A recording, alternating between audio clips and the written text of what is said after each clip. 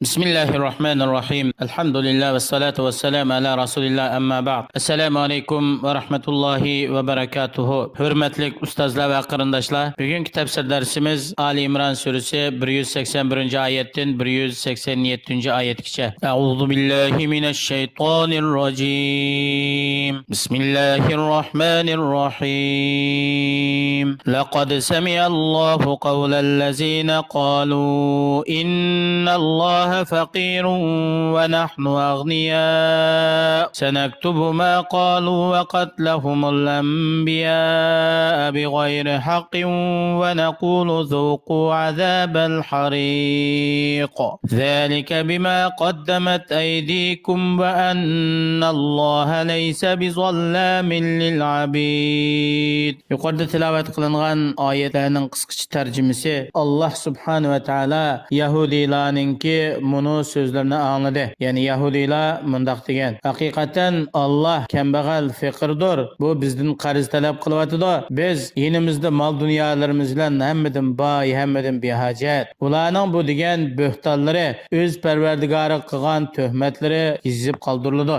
Va shundaqla ularningki o'zlariga avatgan payg'ambarlarni haqsiz o'ttirganligimi yozib qoldirildi. Jinoiy faktlari va ularga qiyomat kuni do'zaxda köydürgüçü azapla temin titanlar deymiz. Aşı azap emde nemedin dese Yahudiler silahının dünyada ilgiri kıgan kılmışınlarının sebebidin. O Allah'a asilik kılış, Allah'a bühtan tokuş, Allah'ın peygamberlerini inkar kılış, ültürüş katarlık cinayetlerinin sebebidin. Hakikaten Allah subhanahu ve teala özünün bendilerden hiç kandak bir kişiye zulüm kılmaydı. Ellezine kalu innallaha ahide إلينا ألا نؤمن لرسول حتى يأتينا بقربان تأكله النار قل قد جاءكم رسل من قبلي بالبينات وبالذي قلتم فلم قتلتموهم إن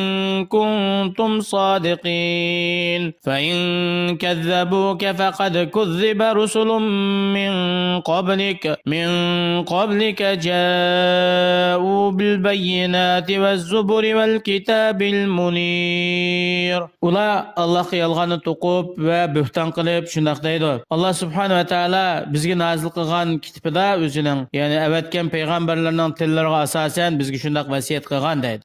Bizning payg'ambarlarimizdan keyin yoki Alloh tarafdan har qanday bir elchi keladi ekan, u elchi bizga o'zining Allohning elchisi ekanligini isbotlaydigan bir dalil olib kelmaguncha uningga ishonmaymiz. U dalil nimadan iborat desa, ular ma'lum mol mulkni yoki sadaqa xayr ihsonni bir joyga to'playdi.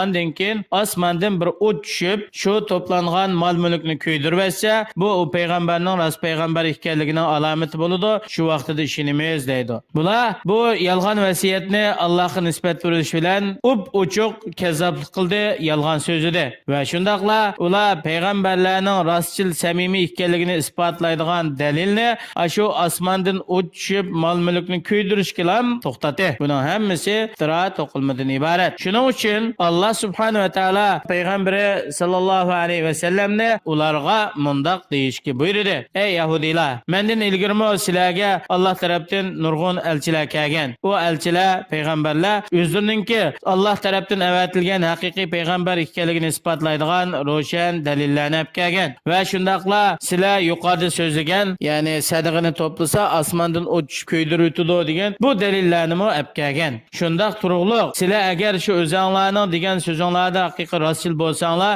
nima deb u payg'ambarlarni inkor qildinglar, yolg'onga chiqardinglar va hatto u payg'ambarning ba'sini o'tdinglar? Ey Allah'ın peygamberi, eğer bular seni inkar qilib, senin gapingga ishonmagan bo'lsa, buningga qayg'urib ketmagan. Chunki bu kafirlarning odati. Kafirlarningki tabiati har vaqt haqqa ishonmaslik, haqqa da'vo qilganlarga bo'xton qilib, bularni turli ixtiro bilan tiralash. Haqiqatan sendan ilgirmi nurg'un payg'ambarlar inkor qilingan, qavmi uni yolg'onga chiqargan, so'ziga ishonmagan. U payg'ambarlar o'zining haqiqiy payg'ambar ekanligini isbot isbotlaydigan uchuq dalillarni olib kelsimi va shundaqla ularning qo'lida Alloh tarafidan ularga nozil qildigan, ularni to'g'ri yo'lga boshlaydigan shariat ahkomlari so'zlangan va ularning qalbini yumshatadigan, yuragiga ta'sir qiladigan va'z nasihatlarni o'z ichiga olgan shundaq kitoblarni, ro'shan dalillarni olib kelsimi, ular shu payg'ambarlarni inkor qilib, ularga ishonmagan,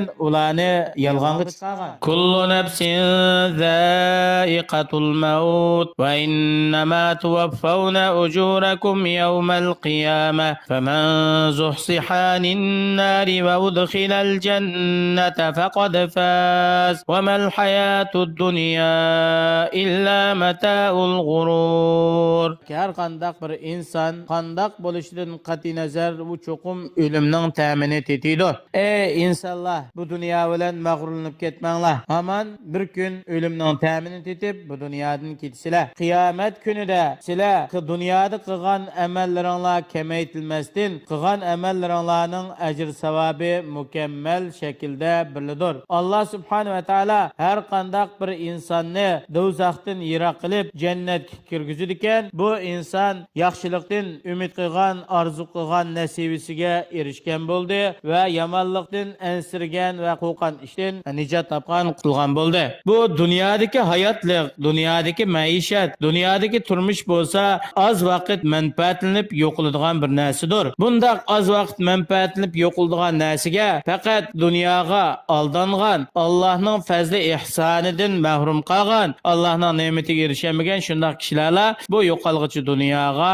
bog'lanib qoladi. La tublawunna fi amwalikum va anfusikum va la tasma'unna minallazina utul kitaba min qablikum va minallazina ashraku adan kathira va in tasbiru va tattaqu fa inna zalika min azmil umur. Ey mu'minlar, sizlar mollaringlar, ya'ni Alloh tarafdan berilgan mol dunyolarni bilan sinoqqa duch kelisizlar. Ya'ni shu mol dunyoda vojib bo'lgan, farz bo'lgan haq-huquqni ado qilish va shundaqla mol dunyoga yetgan ofat, musibat bilan mollaringlarni silisizlar. Shuningdek, sizlar jonlaringlar, badaninglar bilan sinoqqa uchraysizlar. Bu qandoq desa, shariat buyurgan barliq taklifotlarni o'rindash. Shundaqla insonning jismiga yetgan turli balo, musibat, kasallik qatorliqlardan iborat. Shu orqali inson dunyoda sinoq imtihonga duch keladi. Alloh haqiqiy sabrchan mu'minni araydi.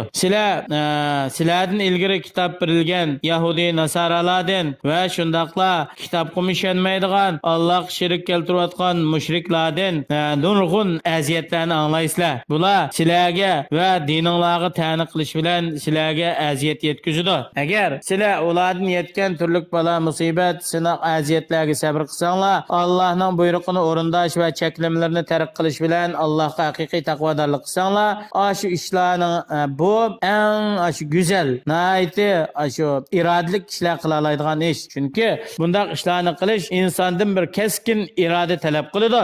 Shundaq keskin irodalik bo'lishga beslashadiganlar beslasin. Yuqorqi oyatlardan ilinadigan foydalar: birinchisi, Yahudiylarningki sharkatlarininki nacharligi, axloqininki qabih ekanligi. Bular Allohning payg'ambarlariga dushmanlik qiladi.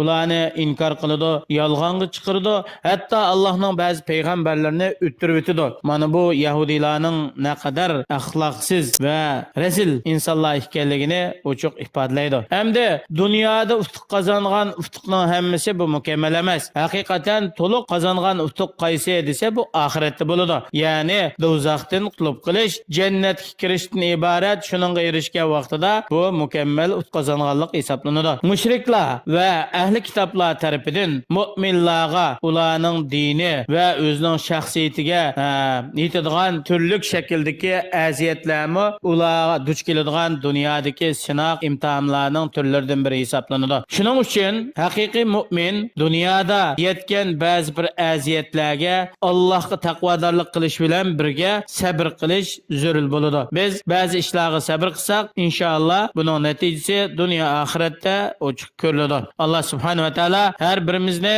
Allohninki imtihonlarga bardoshlik beradigan, Allohning imtihonimizdan bir o'talaydigan haqiqiy taqvodor, sof dil mu'minlardan bo'lishga muyassar qilsin va dunyoda dinimiz to'g'risida yetgan aziyatlarga sabr qilish orqali Alloh taqvodorlik qilishni davomlashtirish orqali oxiratda Allohninki ne'matiga, jannatiga erishadigan haqiqiy ut qozongan kishilarning jumlasidan qilsin. Vassalomu alaykum va rahmatullohi va barakatuh.